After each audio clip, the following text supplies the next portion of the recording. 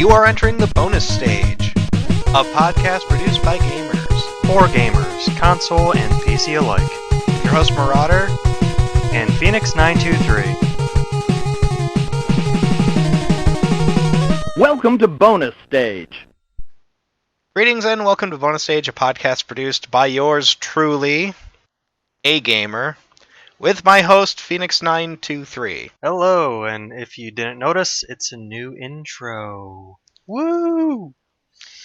Yeah, more work for me. No, we're dropping the Ocean of Bees logo, I don't know, what would you call it? Promotion Stuff, yeah. Association bit, because the website is technically off the internet right now, so I have news that it might be coming back, but until then, we're still going to go forward for the 5 of you who listen in.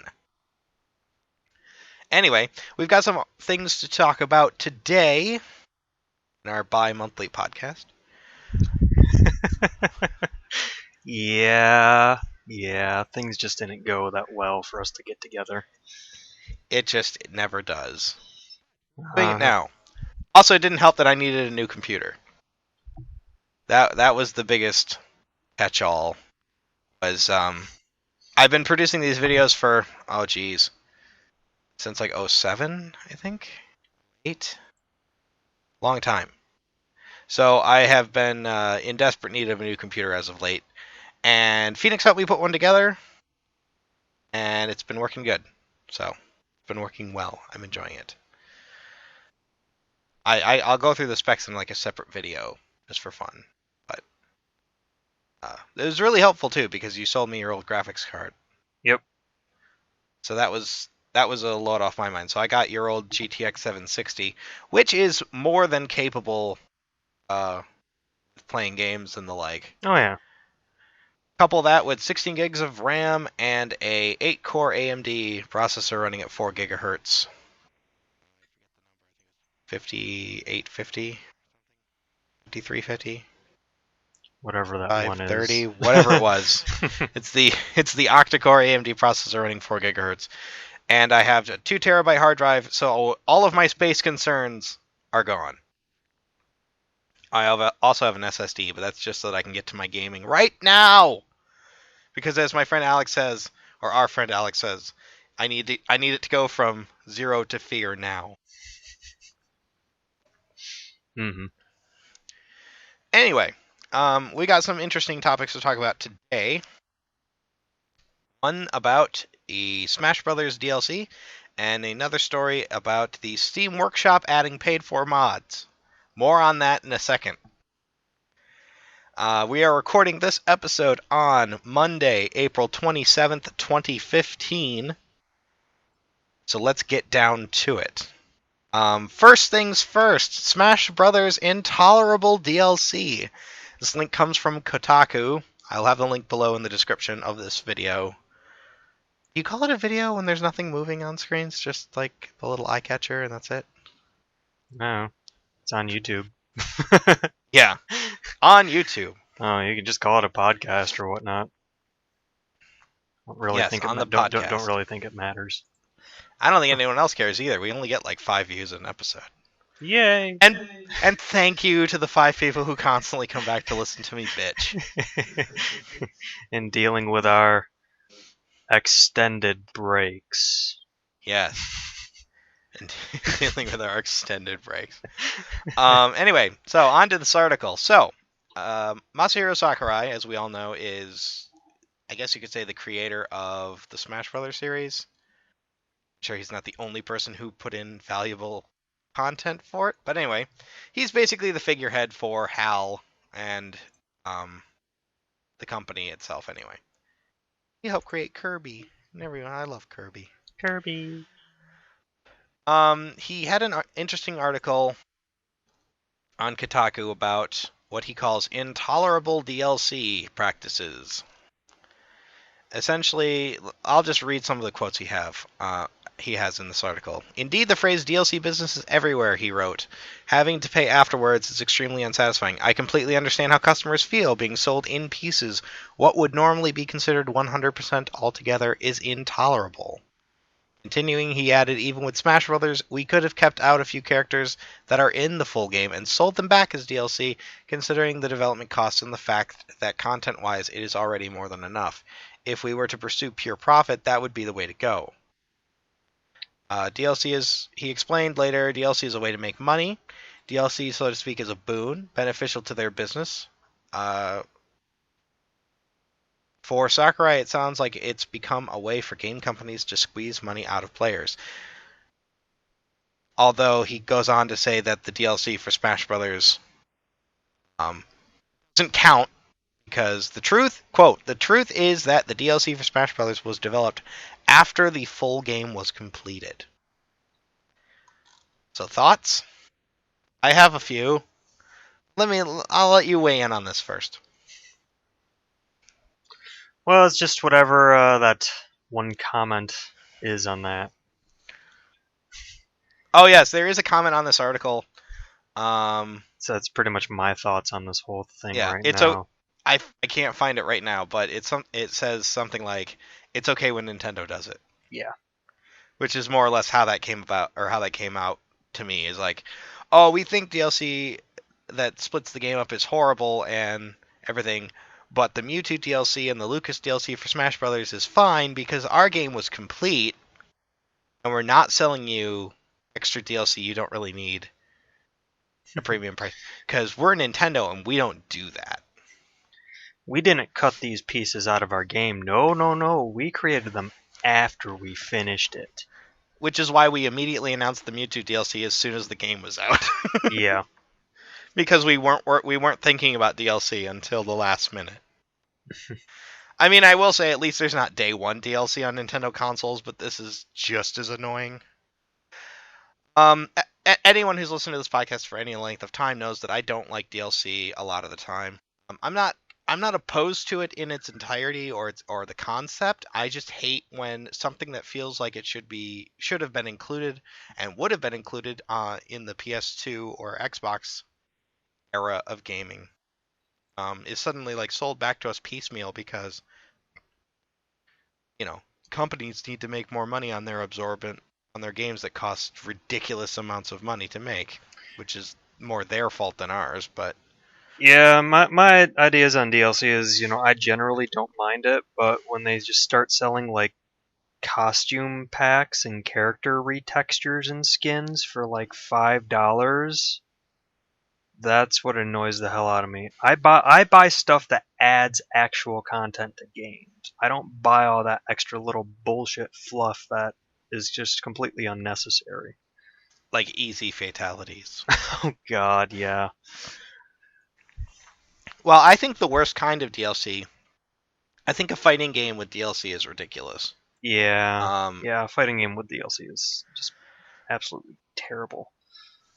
I hate it when companies do that for fighting games. I hate when Capcom does it. I hate when Nintendo does it because they're talking about how hard it is to rebalance a game and make a game feel, perfectly level in terms of the characters and their abilities, and then they release DLC characters which throw off the balance anyway.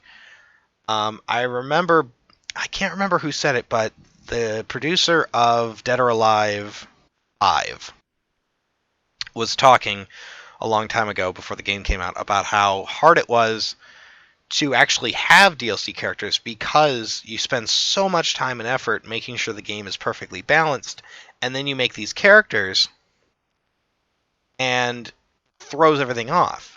Which is why Dead or Alive 5 does not have any DLC characters. Now, it does have DLC, granted, extra costumes and, texture packs and the like, but... By the way, did you see how expensive those were on Steam? What? The Dead or Alive costume packs. I can right now. It's ridiculous. I remember on the Xbox version, or the 360 version, they weren't too bad. Okay. Oh, holy shit, they added more. Okay. The fun theme... Wait, you're looking at Dead or Alive 5 last round, correct? Yep. Mm-hmm. Okay. The fun theme set. $55. The Halloween debut costume set. $65. The variety costume set, $75. And the Tropical Paradise costume and movie set, $65. They have $260 worth of DLC in this game. Okay, let me just look at the tropical pack since that's $65. That's kind of middle of the road, I guess. Oh, look, they're all in bikinis. Yes, I want this. Whatever. In 54 swimsuits and 16 movies. Okay. What about the fun theme pack? Oh, they're in maid outfits. 12 schoolgirl uniforms, 12 pop idol costumes, 10 nurse costumes. Oh my god. Are you serious? Talk about absolute useless DLC. Here it is. Well, but see, that's what I'm talking about. Like, this is pointless, unnecessary, ridiculous DLC. Oh my god, they're literally wearing just ribbons for the holiday themed one.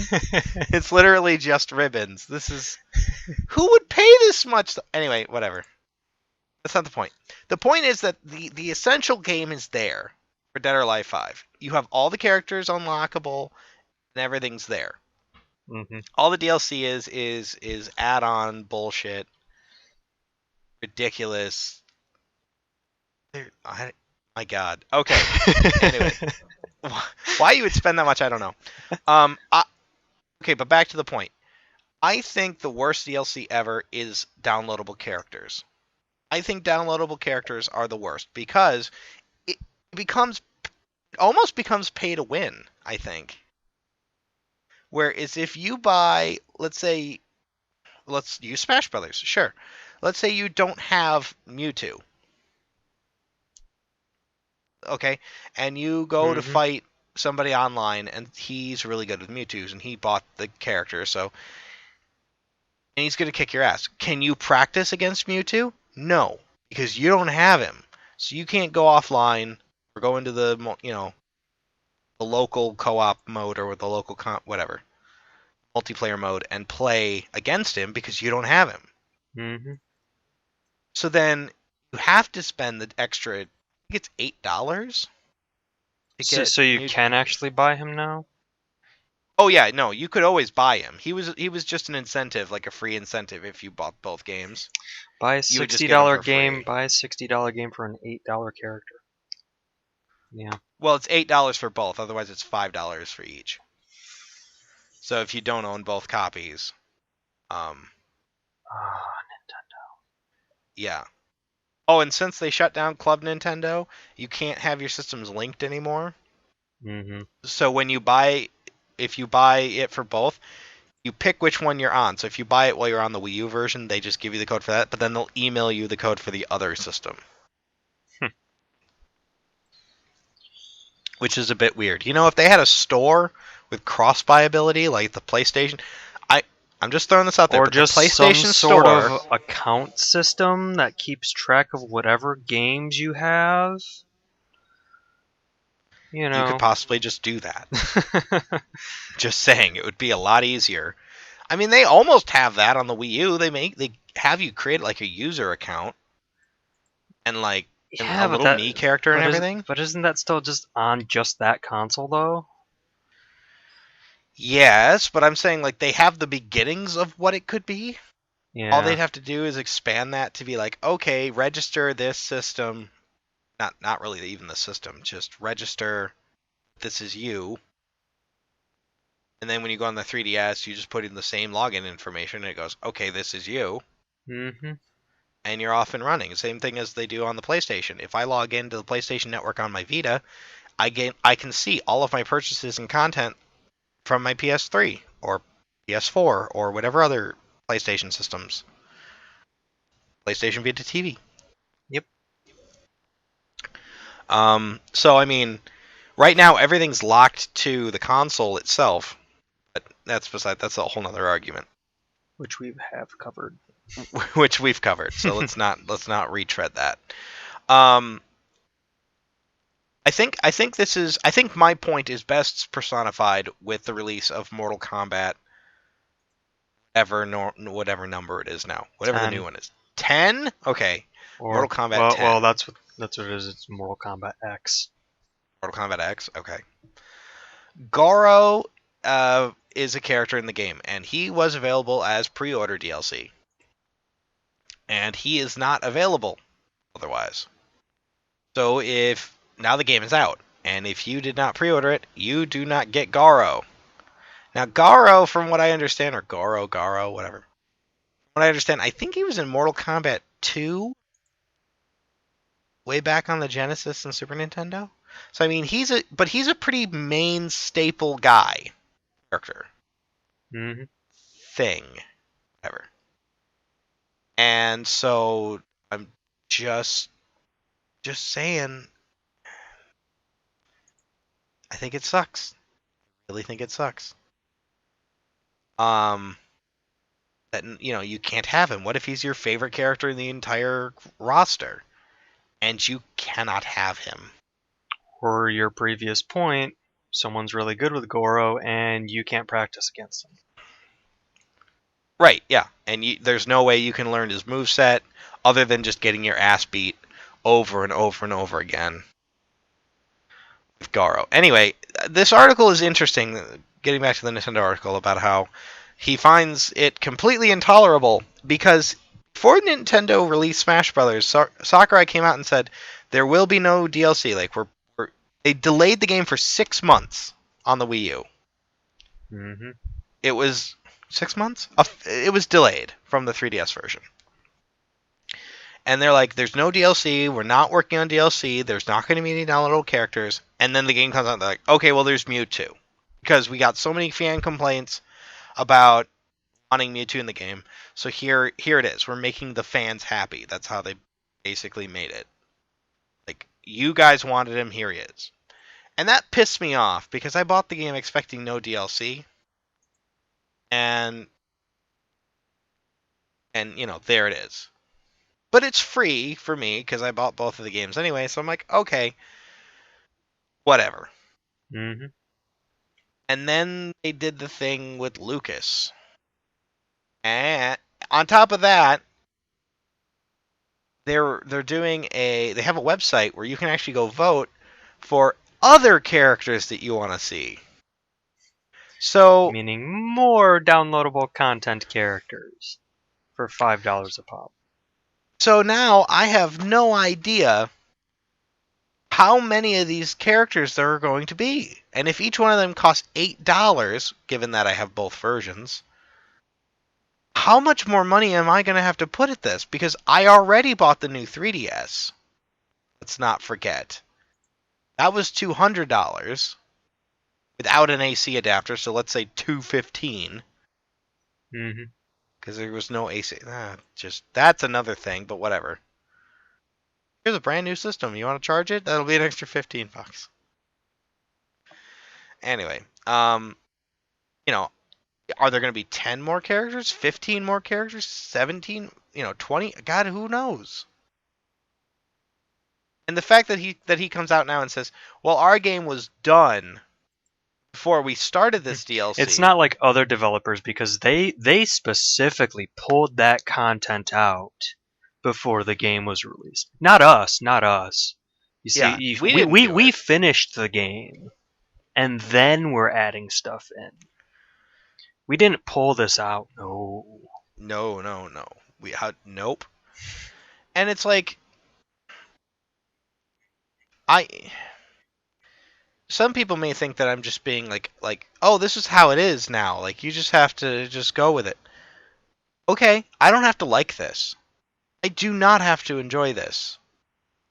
Because I've played console games games in general, I should say, since before I can even remember. My first memories are playing a Nintendo. Mm-hmm.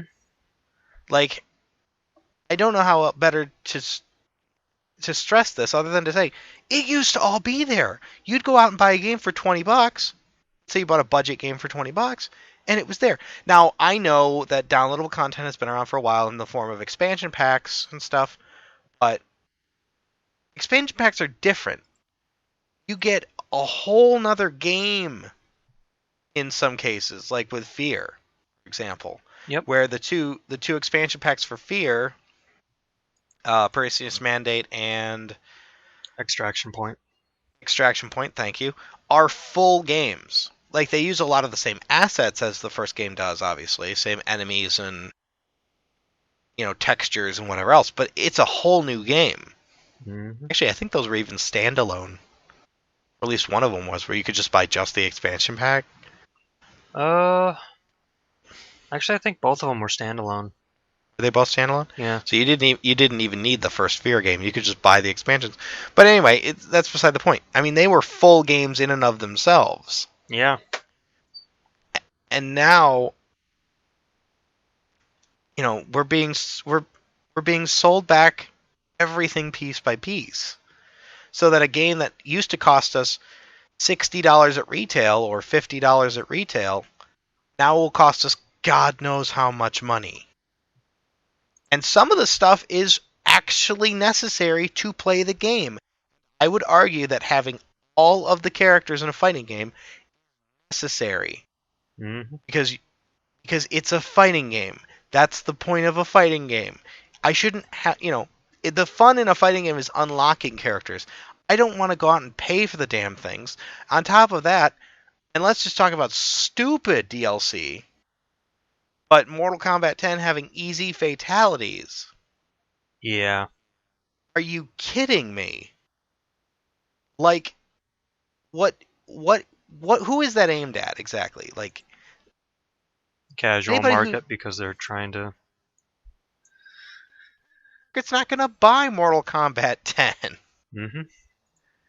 The casual market's going to buy Jewel Combo number 7 or something on their phones and pay money but we for gotta credits. casualize it to try and say, hey, play our game because it's casual, like Candy Crush. No, I would argue that the casual market doesn't matter in this instance. Because if you look at the Sony numbers for the Sony PlayStation 4, it is reportedly their fastest selling console ever. They are the number one console, and they beat out, Nintendo and Microsoft so fast. And guess who's buying it? Not the casual market, because the casual market doesn't want a console. It's the gamers buying it. Mm-hmm. So, who's going to buy Mortal Kombat 10 for their PlayStation 4s? Gamers are going to buy it. Because they're the ones who bought the system in the first place. I don't have a problem with casual games. That's not what I'm saying. But if you like to play Candy Crush or Trivia Quiz or whatever it is, I forget.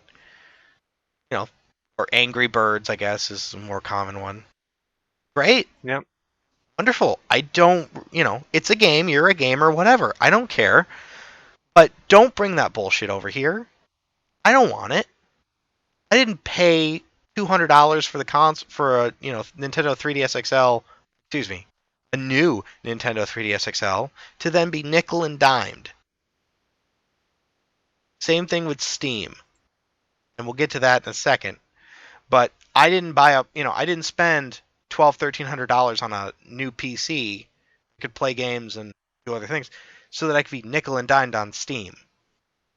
I didn't do that.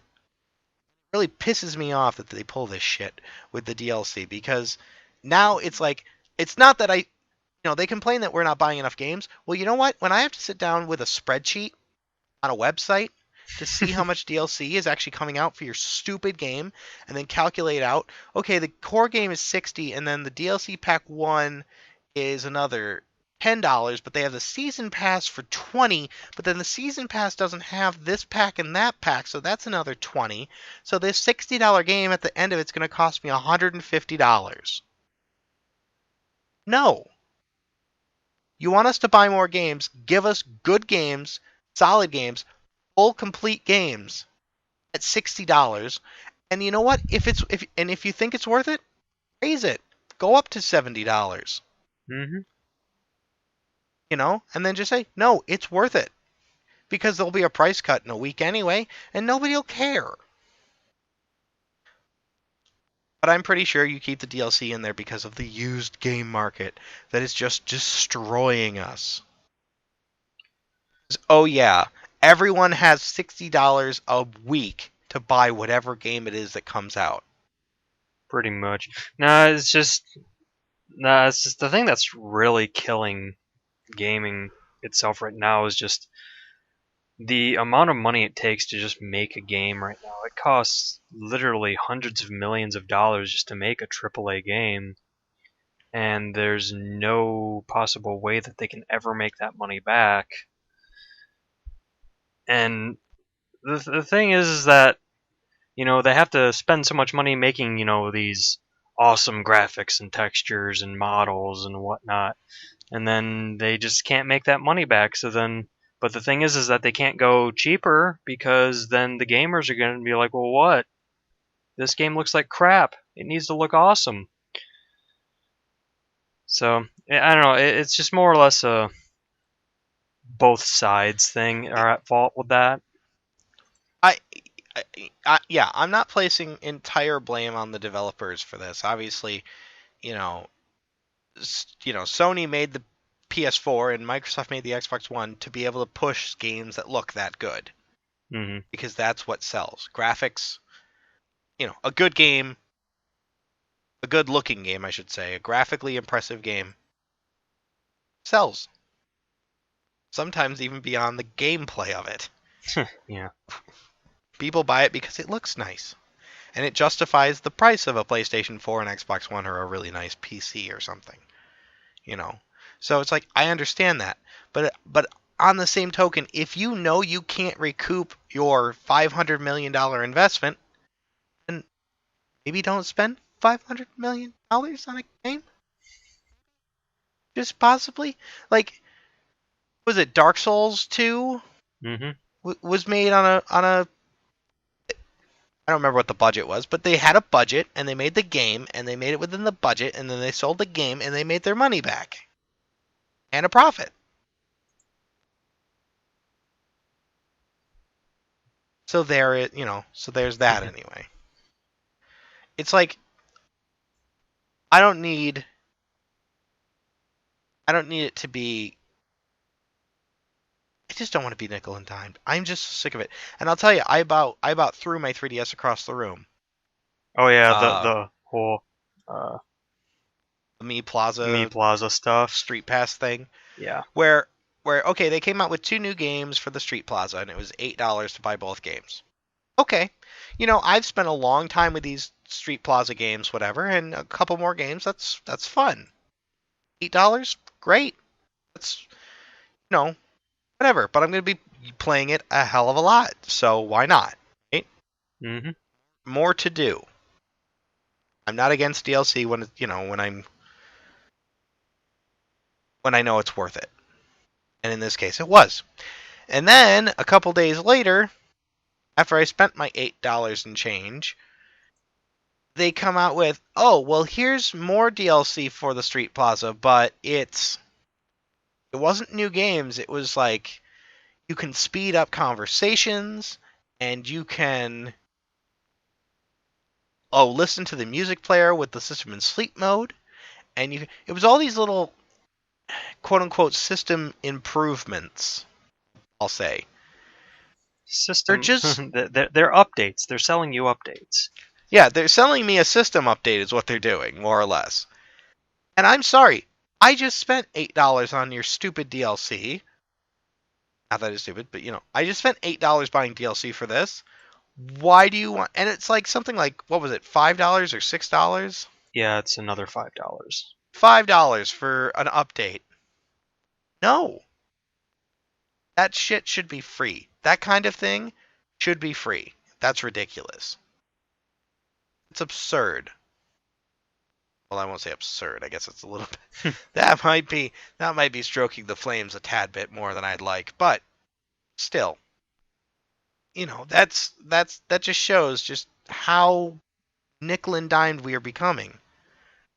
Where I can't even. The same crap happened on my iPod back when I had an Apple iPod, and they had an update, and they wanted to charge me $10 for it.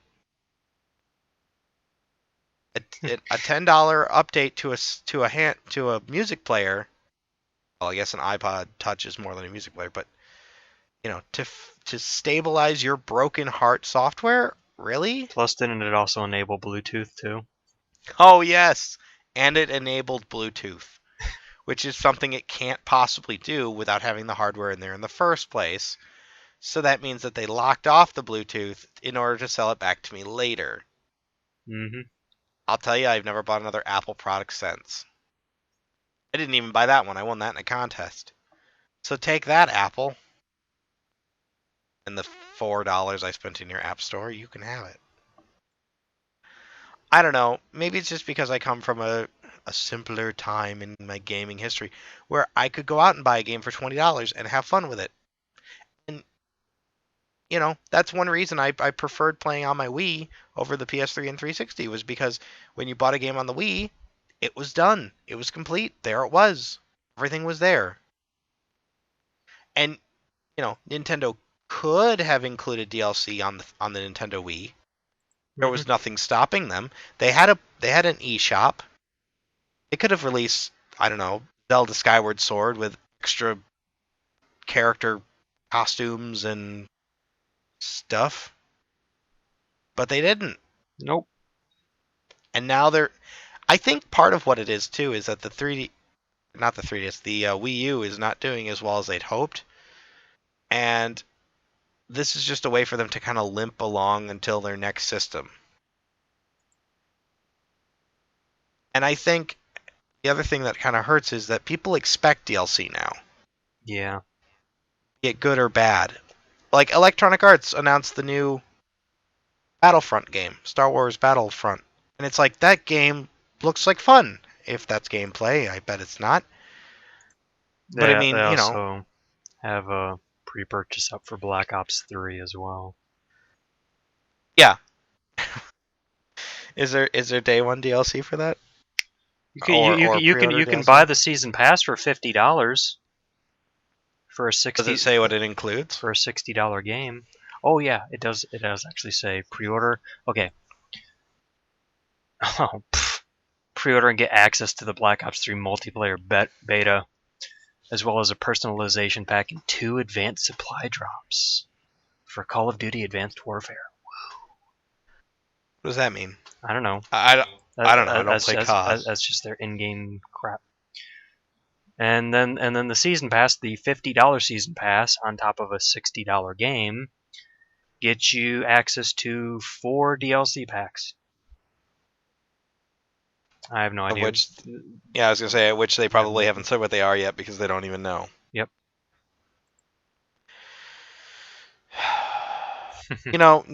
Sakurai or Nintendo in general, if you want to talk about intolerable DLC, knock it off. Nintendo, as much as people like to say, well, it's okay when Nintendo does it. No, it's not. I'm a Nintendo fan. I love Nintendo. I have I grew up with Nintendo. I buy everything Nintendo I can get my hands on. Yeah, pretty much the reason why I stuck with Nintendo and bought a Wii U and Wii and all that was because they weren't doing all this DLC bullcrap. And now they are. You want to talk about intolerable DLC? Knock it off. Stop it. Stop being a hypocrite. Stop being a hypocrite and stop being Nintendo for 5 seconds. It's no longer okay. It's not okay to backtrack on something you just said. There will be no DLC for Smash Brothers. And now there's 2 new characters and God knows how many more. Mm-hmm. Stop throwing copyright strikes at YouTubers. Really, Nintendo? Are you serious? Oh, we had to take the money. That's a whole nother argument. Stop being dicks, Nintendo. It's really, really hard to get people to buy your system when... Yeah, wasn't it that you could upload your Mario Kart 8 gameplay footage and then to YouTube, but then as soon as it's uploaded, it gets a content strike against it? Yeah. Yep. Yes. Mario Kart 8 came out and they had a feature where you could upload your replays to YouTube. So I thought, I'll give that a shot. So I linked it to my YouTube account and I uploaded the footage, and they and they blocked it, is what they did, and they issued a copyright strike against my account. And then when I got them to release the copyright strike, it was muted. So there was no audio. Uh-huh. And then they finally released that, so now the video's up in its full. But I mean, come on. You let me do it. You literally said, here's the tools to do this. And then when I do it, you go, oh, no, you don't. It's like giving somebody it's like giving somebody a sandwich and then being like, don't eat it. Here's this sandwich I made for you. Don't eat it. Don't eat the sandwich. Anyway, I think we've been complaining about this for too long, but still. Knock it off, Nintendo. Knock it off, Nintendo. Knock it off. The last company that backtracked as much as this isn't having their console selling as well as it should be. Do I need to name names? I think we all get it. I think we all get it. Name names, because I didn't get it. Microsoft. Oh man. Oh. Yeah, Microsoft.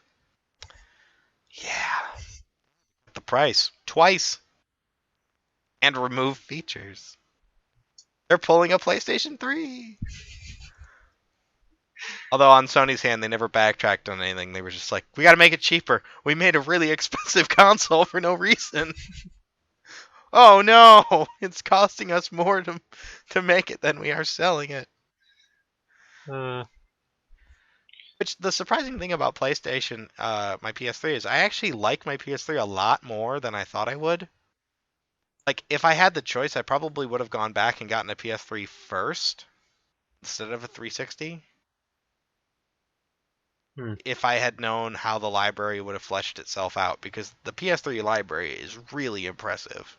Yeah. A lot of niche titles, a lot of really nice things in there that you just don't see on Microsoft's 360. The Nintendo Wii was chock full of the same kind of thing, but you really had to go looking. The PS3 was a little bit easier to find. Games like Hatsune Miku, and I can't remember the other one, Fairy Fencer F. And yeah, stuff like that. And then they had then they had your mainstreams like Killzone and Uncharted. Yep. But it was all really, really nice. I actually really like the PS3, except for when it updates, which is all the time. It takes forever. Anyway, it takes forever. Anyway, so yes, knock it off, Nintendo. If you want to save your company, you don't just need a new system. You need a new frame of mind and a new way to treat your fans. You should treat them like people and less like wallets. Granted, Sony pulls the same crap with DLC that Nintendo's doing, so I mean, I don't let them off the hook either. But I'm just saying. Okay, on to the second thing that we want to talk about, which is Valve is pulling some shit. Or was pulling some shit. Some really bad shit. So, you go ahead and talk about this, because you were the one that brought this to my attention. So, what was it? Like... I can tell you the exact date. Yeah. What were the dates?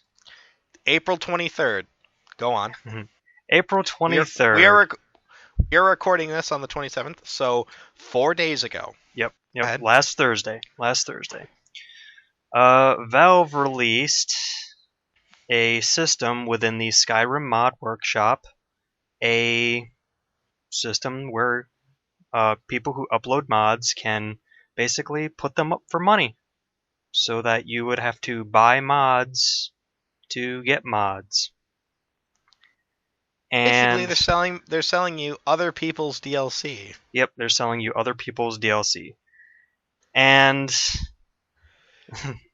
well, the main thing that I hated about it was the fact that Valve and Bethesda got 75% of the cut of the mod, while the actual person who created it got 25%. But no, God, the shitstorm when that was released, it was amazing. I just went to the forums and I was just reading through everything. Okay, so to backtrack a little bit, so So part of the appeal of gaming on a PC is that there are communities that build up around some games that release, mods, add-ons, or improvements to the core game.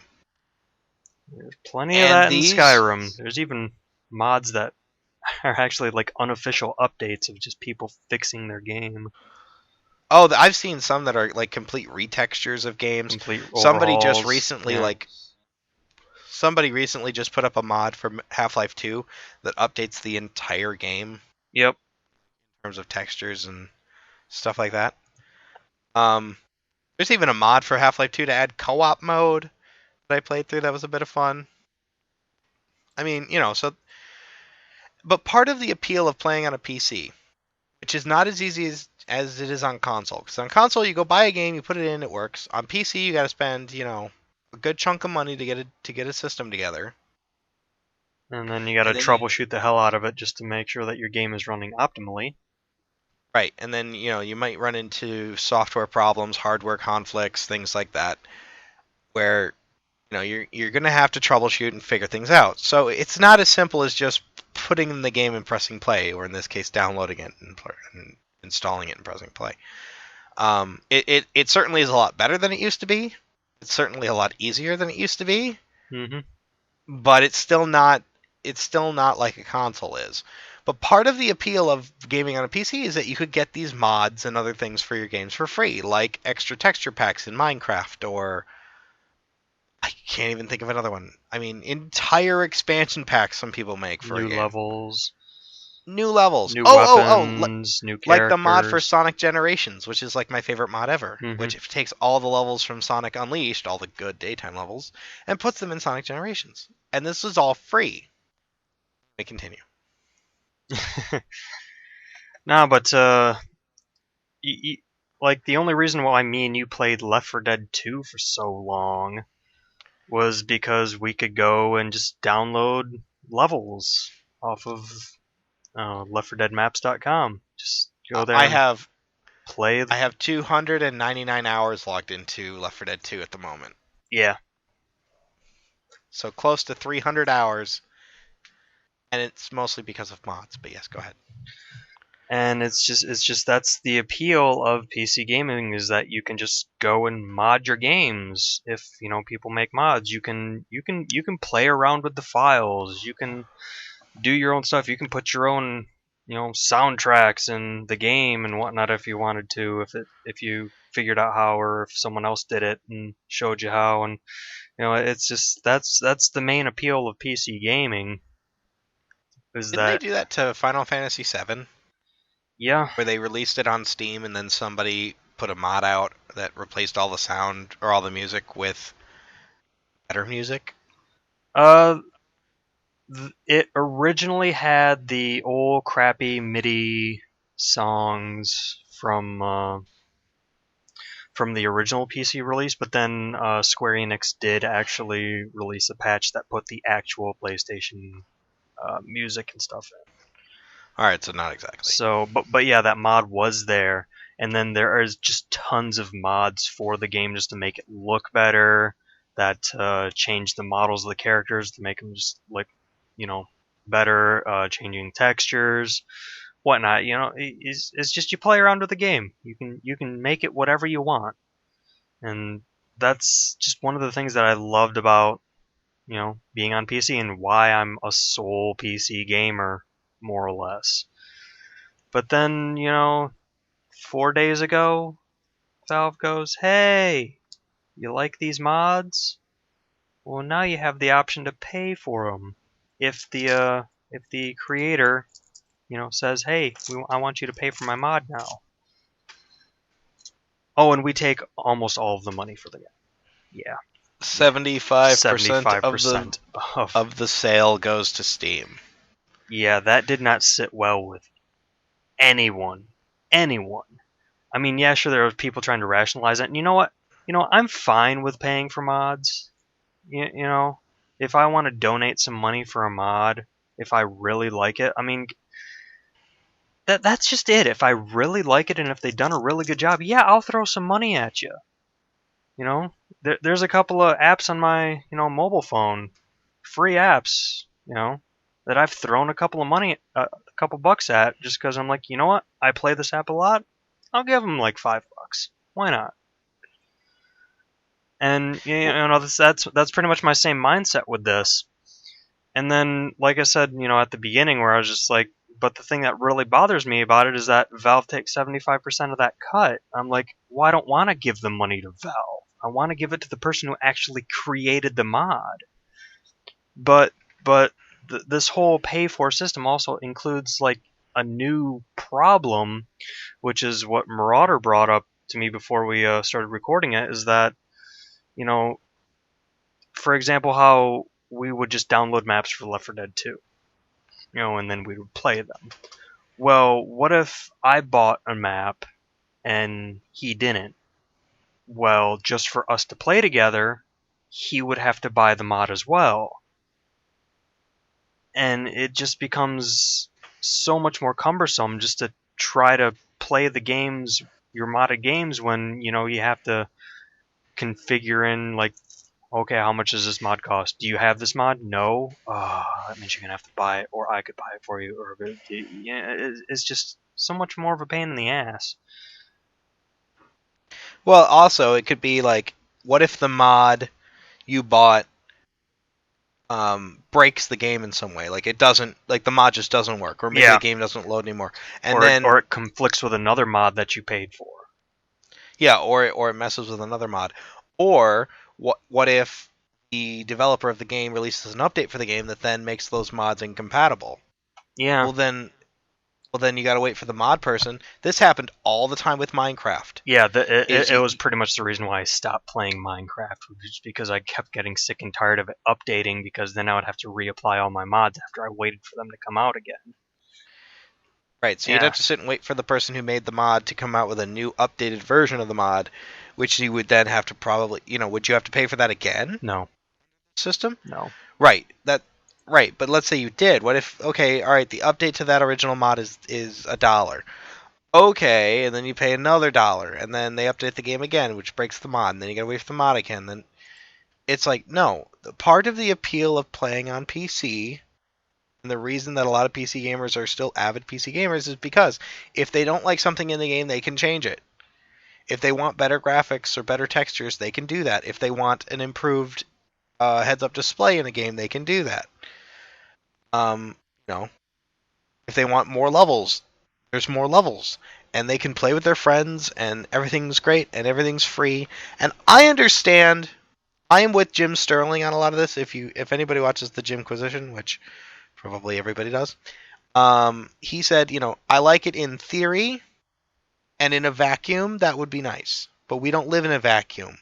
We live in a world with problems and issues and things that could arise because of this. And so, while I'd like to be able to pay the people that make these mods, I just don't see that happening. Yeah. I mean, we're already putting enough money into the game as is. Now we're have to pay for third-party content.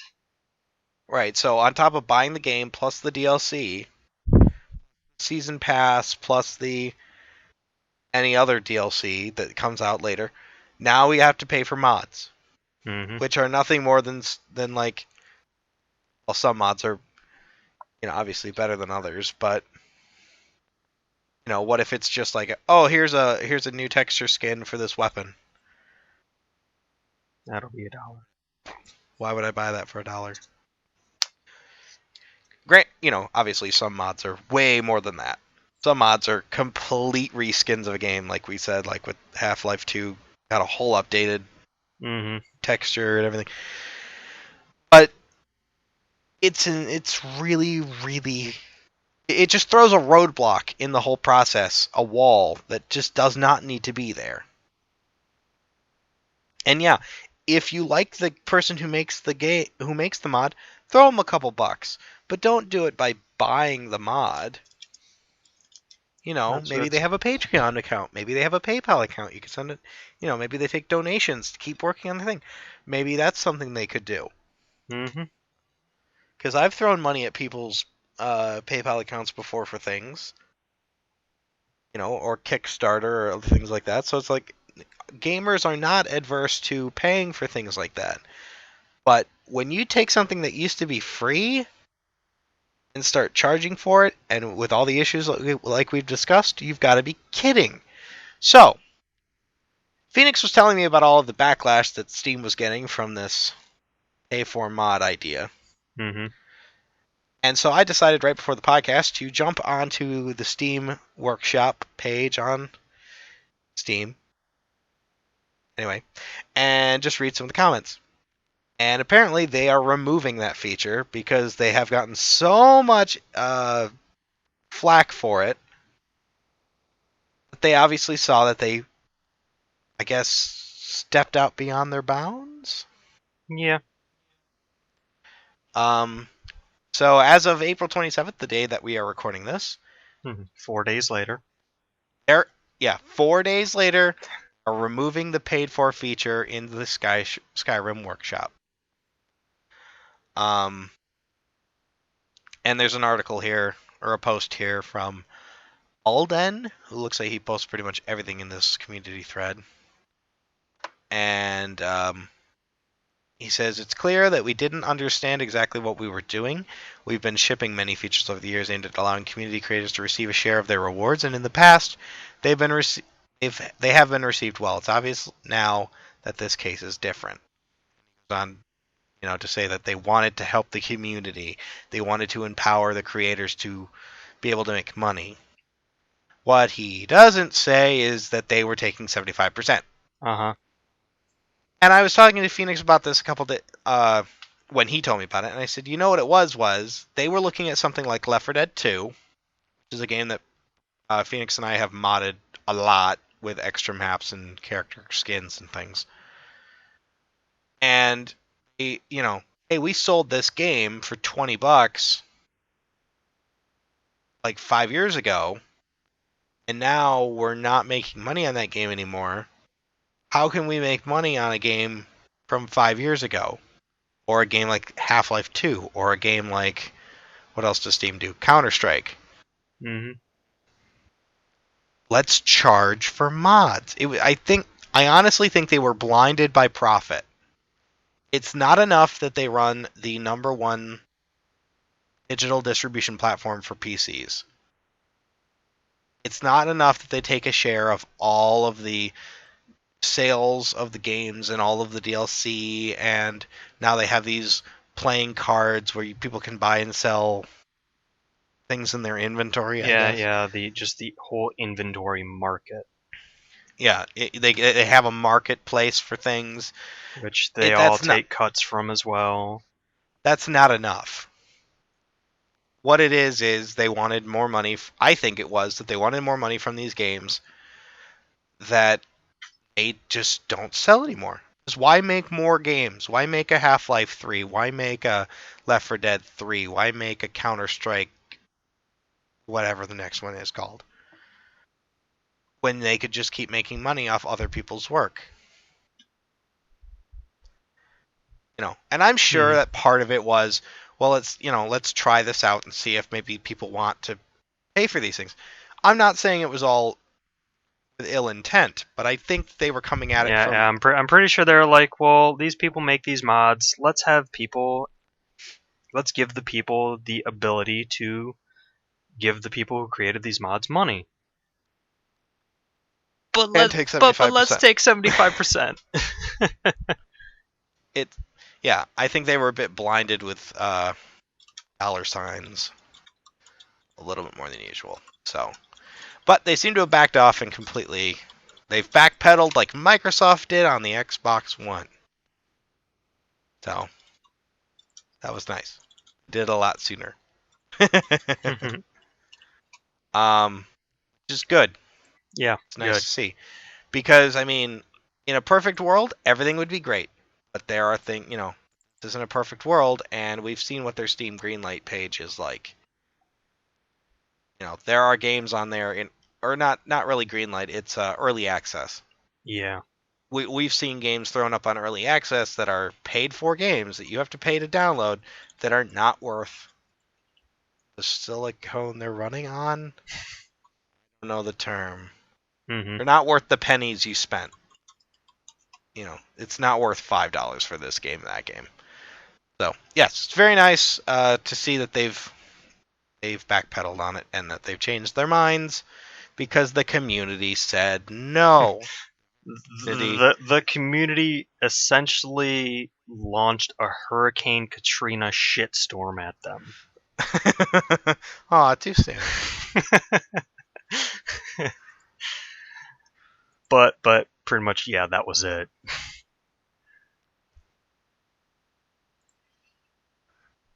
So yeah. Gabe Awesome. Newell is not perfect. Hence this post. Anyway, so moving on to the next part of our discussion, which is games we've been playing. And it's been a while, so we're only going to talk about what we've been playing recently, but I'll go first because I have something I want to talk about anyway. Okay. I got a PlayStation 4. Yay! Yeah, I was debating about whether or not I should pick one up, but they announced Persona 5 was going to be on PS4 and PS3, and when you told me that, actually Phoenix told me that it was coming. Mm-hmm. When I saw the trailer though, the actual, I forget which trailer it was called, but the gameplay trailer or whatever. Yeah. I wanted a PlayStation 4 really badly. You needed more emotion. And so I got one for a hell of a deal. I think I paid just under $300. $300 for the system and 3 games. And so yeah, I pretty much just been playing that plus my 3DS. So I'll go through the PS3 games or PS4 games real quick, sorry. First game is Killzone Shadowfall. I like Killzone, pretty much more of the same. The graphics are nice, I guess. I mean, they run smoothly and everything looks pretty and whatever. So Mm-hmm. good. Next one is, of course, Bloodborne, which is what everybody's been talking about, because it's an exclusive and it's from the same company that makes Dark Souls and Demon Souls and those things. So it's supposed to be like super, super hard. I played that just beyond the character creator, and yeah, it looks like a lot of fun. And the last game I picked up for it is Tokuden Kiwami, which is basically it's like not Dynasty Warriors. It's from the same people that make Dynasty Warriors. It's more like yeah, it's actually made by W Omega Force. Oh, I thought that was like a Sony thing that they made. No, this is from Tecmo Koei Tecmo, produced by W Omega Force, same people behind Dynasty Warriors. And it's basically a Monster Hunter clone. Same, I won't say a clone because this obviously. But it's the same kind of idea. You go around and slowly level up your character and fight bigger and bigger monsters and gather gear and things and yeah, it looks like a bit of fun. I knew very little of the game when I picked it up, so I'm actually having a lot more fun with it than I thought. And it's actually not that bad. Now, the thing about the PlayStation 4, I'm doing a bit of a test just to see what will happen, where I am keeping the system offline. And I am doing this just to see, just because I'm curious, how far can I get playing my PlayStation 4 without an internet connection? Mm-hmm. And so that will be a separate kind of video where I'll talk about that later. But I'm going to keep it offline for a week, play around with it for a bit, and just see what happens. On to other games I've been playing. I don't have much to say about the PS4 games right now because I haven't put that much time into them. So, but I did want to say that I have one. So, and I'm only buying the exclusives, be they console exclusive or actual PS4 exclusives. So, even though like Persona 5 is coming out on PS3 as well, I will be picking it up on my PS4. Yep. Things like that. And yeah. I can't remember the other console exclusive games I was thinking of, but whatever comes out just on consoles, I'll probably end up picking up on PS4 just because. Oh, and for anybody who's wondering, when I will get an Xbox One, when hell freezes over. Yeah. I'm sorry if anyone out there likes the Xbox One, and that's fine if you do. But all that stuff they tried to pull at before they launched the system, yeah, they flipped the switch off after a switch they launch said that or you can't before just launch. flip. Yeah, it's not like flipping a switch. Flip the switch. I just don't trust them anymore. So yeah. Anyway, on to my 3DS, which is the only other real thing I've been playing. I have been playing a little bit on PC, but mostly just older stuff like Sonic Generations, Sonic Adventure 2, and Batman Arkham Asylum. So nothing. Just testing out your new PC. Yeah, I've just been playing a bunch of random stuff just to test out the graphics card and things. But on my 3DS, I have been playing nothing but Shin Megami Tensei 4, and I am almost done. According to the guide that I'm using, yes, I'm using a guide because God, that game is hard. It's not really hard to play. It's just hard to figure out where to go sometimes because they give you a quest and they don't give you any direction. And if after an hour of wandering I can't find where I'm supposed to be, I'll just up. Mm-hmm. But I'm on the last quest that I've read, so that's good. So then you were But yeah. you were just gonna play it, just whatever ending you got. That was the ending you got, right? Oh yeah. I didn't even know there was different like paths to do or anything like that. I'm not even sure what path I'm on because I'm not sure when that path was decided. Mm-hmm. I have just been playing it and just going with the flow as far as everything is concerned. So Well, what we could do is whenever my brother comes back home after he graduates at the end of this month, I'll just have him hop on with you, and then you can explain the ending so then you won't spoil it to me, and then he can tell you what ending you're on. oh okay. I know Sandalphon or Alex, our friend, is starting to play it again. Yeah, He said, I'll be playing it after I finish Persona 3 and Danganronpa, just because those have been pretty yeah, much in my next to play and currently playing games list. yeah. I have to go to Danganronpa 2 right after I beat Shin Megami Tensei 4 because I played that one for like 5 minutes and put it down, Mm-hmm. and then I picked up Shin Megami Tensei 4 and I haven't been able to put that down yet. So also I have like Xenoblade Chronicles 3D for my 3DS and Codename Steam that I picked up, and I haven't even played those yet either. Yeah. So, yeah, I'm kind of excited to beat the game, but I'm also, or at least that I'm near the end. I'm not saying I'll beat it because it's probably going to kick my ass right at the end. But I have had so much fun with this game, I can't even tell you. I am not a huge RPG guy. I buy a surprising amount of RPGs, and then I don't usually play them all the way through. Well, because I play them until I get bored, and then I put them down. Mm-hmm. But I haven't been bored yet. I just keep playing, and it's just so much fun. I don't know.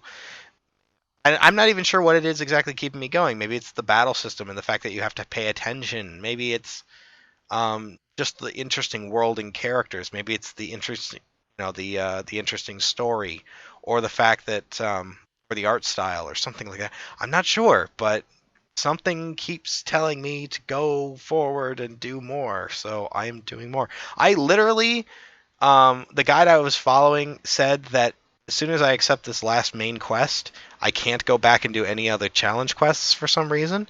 So so all I did was back and do every challenge quest, including the one with the silver coin that cost me like hundreds of thousands of dollars. Mm-hmm. So all of the challenge quests are done. I'm not one to usually 100% a game or anything like that, and I probably won't with this either. But I mean, I've literally completed every side quest, which is so ridiculous if you know me, because I usually don't do that. Yeah. I will say, I do like the one thing I really really like about Shin Megami Tensei 4, and what kept me playing was they give you a journal or a diary or something, a record of here are your quests, here's what you're doing, here's what happened before. So I can pick it up, play it, put it down, pick it up again, take 2 minutes to go into my journal and go, what am I doing? Oh yeah, that's right, I have to collect the body parts of this thing, or I'm in the middle of going down here and doing this quest or retrieving this item, and it just kind of sets me right back on the correct path, and off I go. It's not like Final Fantasy VII way back in the day where like, what was I doing in this town again? Oh right, uh huh, Time to wander until I hit that event. exactly. Um, yeah, so it's fun.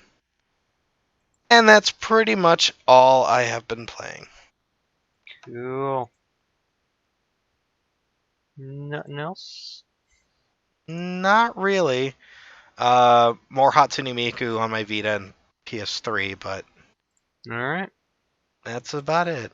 Alright. I have been playing pretty much just 3 games recently. The first game, which is Grand Theft Auto 5, because that finally came out for PC. I've been pretty much sinking a lot of my time into that, playing with my friends online. I think it's like I have like almost 60 hours in the game already, and 50 of that is online stuff. Okay. Where I haven't really even touched the single player just because it's just so fun playing online. And I don't really have to go into specifics. It's Grand Theft Auto 5. You like it or you don't. You know.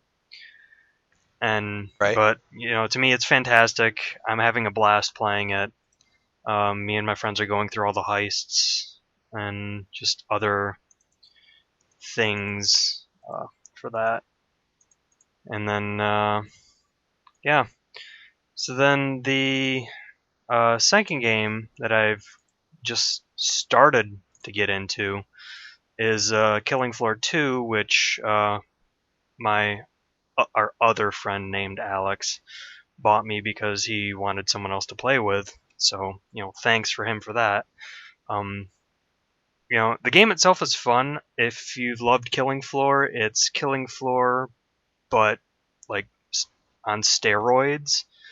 It's immensely fun to play. It's really satisfying to kill the Zeds. You just see their giblets go flying when you shotgun them to the face. Any blood they spew out from killing them stays on the map through the entire duration you're playing. The models and the levels just look immaculate. The only thing that I have to say right now is it's in early access.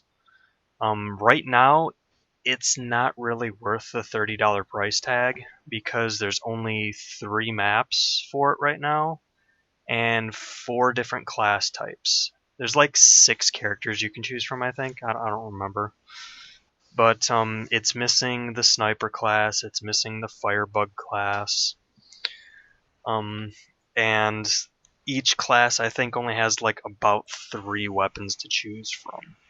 There's just not enough content that I could say would justify the $30 price tag as it sits.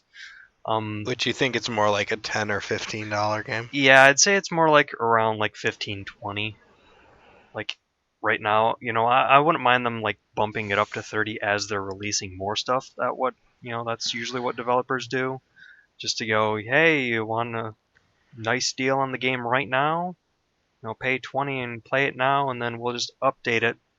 And then people who don't buy it right now will have to pay more than what you did. I don't mind that type Appeal of early access, right? Yeah. Is the fact that Yeah. you get in early for a cheaper price, and then you have to put up with. Yeah, you have to put up with the bugs in the development process, but still, you get to play the game. Right. But the thing that I really do like that they changed with the game is that they pretty much updated the leveling and perk system so that there's I think It doesn't take forever. yeah there's I think 25 levels per class, and you can pretty much easily level up every 1 to 2 matches, which each match is like 15 minutes. You know, I mean, of course, as you got to level up, at the higher levels, is probably gonna, take longer, which is why you would play in the harder difficulties to get more EXP and whatnot.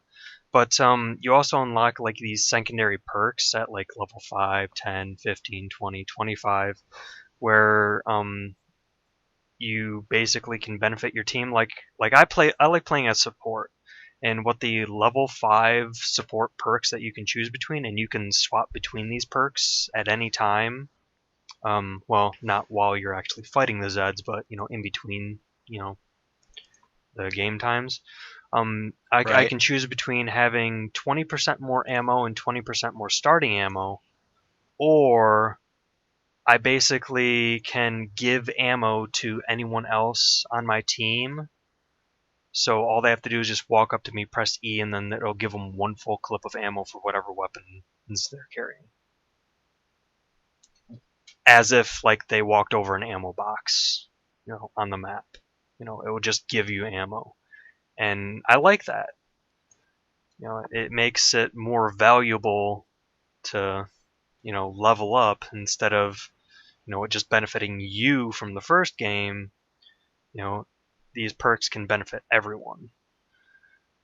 Right. And, and after playing, I played like about like 2-3 hours. I haven't gotten that into it because, playing Grand Theft Auto 5. But no, I am really enjoying the game. Just not enough content there to justify the $30 price tag, in my opinion. And then the last game that I played recently is a Japanese import game, and I probably won't say all the words right. Oh, I remember. Okay, I Yeah, do remember you talking about this. I haven't picked this up yet, but I yeah, totally it's want to. it's called Morio Neketsu Rhythm Damashi Ostatage Ondan 2, which is basically the Japanese version of Elite Beat Agents. For anyone who doesn't know the whole story behind all the games, is that they initially released Ostatake Ondan over in Japan, and then they didn't bring that game specifically over. They made basically a whole new game for the American market, and it was just better in every way in terms of what the original Japanese version was. So then this game is basically them making a sequel that incorporates all the improvements from the American version and, giving them, their version of the game. And it's if you love rhythm games, man, I would highly recommend this one, including, if you loved Elite Beat Agents or God, what was that other rhythm game on DS? Oh, Beat City or Beat Town? Beat City. There was that other one too. I don't remember what it was. Um. Oh, Oh, was Rhythm it Heaven. Was it Rhythm? Well, there was rhythm. Yeah, there was Rhythm Heaven, Yeah, and then there was yeah, Theater yeah, yeah, Rhythm too. yeah. Rhythm Heaven. Just any sort of rhythm game. Um. And the great thing about this game is that it's so simple in terms of its menus, is that you really don't need to understand Japanese to work your way around. I mean, yeah, sure, you gotta kind of, figure out what each one does, but once you do, it's pretty much just, hit that, hit that, hit that. Okay, now I'm playing. And I would say probably the only thing that I would watch out for is if you're not a fan of Japanese music, Japanese pop, Japanese rock, you just don't like it, and you're not gonna like the game because that's that's all that's there because it is Japanese. Right. But no, other than that, it plays pretty much exactly like Elite Beat Agents. It's fun as hell. I'm enjoying my entire time playing it. I would just say the only thing that's really kind of screwing me over is that since this game was originally developed for the DS, like the original DS, it was set up mostly for that little tiny small touchscreen. So now that I'm playing this game on the new 3DS, and since that touchscreen is larger, there's more travel between the hit markers that you have to do. And Right. and honestly, I can't play like the super hard mode more than like, 5 or 6 attempts at a song just because my hand gets really tired moving around as much as it has to just to travel from like one side of the screen to the other to hit these things. Whereas on the original, I could pretty much just keep my wrist, in the same position and just tap everywhere on the screen because it was so small before. And because of this extra distance between the hit things, it's kind of throwing me off a bit too. Plus, it doesn't help Right. when my own hand covers up like the next hit. Right. But Yeah.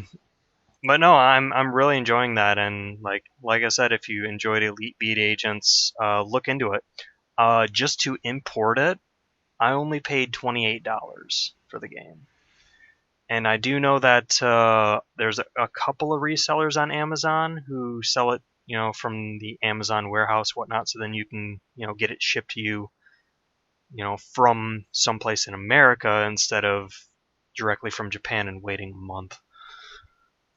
But that's like, But it was worth it. but it was worth it, and then you would have to pay like around 35, but that's like the regular price of a DS game back at the time. So That's still a steal today. it's a steal of a price if you want a really good rhythm game. Yeah, just going through it, it's like 25, 30. That's not even bad for an import game, because when I imported the Hatsune Miku game for Vita, I think that was like 60 or 70. Yeah. Plus, it's extremely cheap to import. Yeah, so I mean, it's not even that bad altogether. Mm-hmm. Even if you do pay the extra to get it right from the warehouse, you're still coming way ahead. Yeah, you're still ahead of everything in terms of price. So yeah. But yeah, no, that's pretty much all I've been playing. Not much else. All right, well, hopefully that will give our listeners something to run out and grab to play. Anything I mentioned or you mentioned. Import a game, totally. Yeah. Oh, yeah. Plus, what's great about that being a DS game is that it doesn't have region lock, so you can play it on your 3DS. Stop it, Nintendo. Yeah, stop it, Nintendo.